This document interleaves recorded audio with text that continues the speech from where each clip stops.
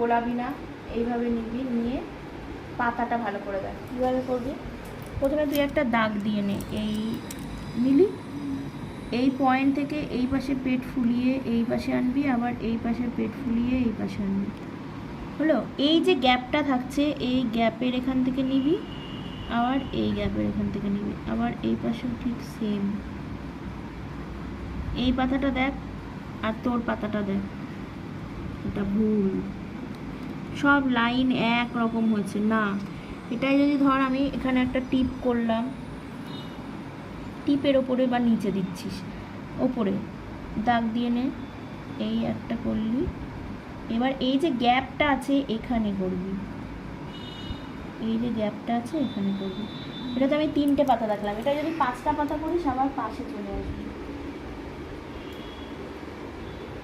এই দেখ, এমনি একটা